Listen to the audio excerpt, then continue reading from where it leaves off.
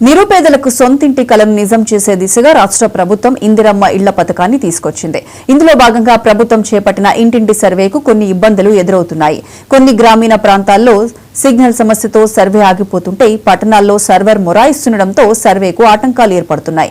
ఈ నేపథ్యంలో survey app update అయిన తర్వాత సర్వేయర్లు మరిన్ని సమస్యలు ఎదుర్కొంటున్నారు. రోజుకు ఒక్కో సర్వేయర్ సుమారు 40 కుటుంబాల వరకు సర్వే చేయాల్సి ఉండగా సాంకేతిక సమస్యలతో 20 కుటుంబాల వివరాలు నమోదు చేయడమే పెద్ద సవాల్గా మారిందని సర్వే అధికారులు చెబుతున్నారు. ప్రభుత్వ ఆదేశానుసారం ఇందిరమ్మ ఇల్లు సర్వే మా గ్రామంలో కూడా స్టార్ట్ చేయడం జరిగినది. కానీ ఇక్కడ మొబైల్ నెట్వర్క్ సరిగ్గా లేని కారణంగా ఆలస్యం అవుతుంది.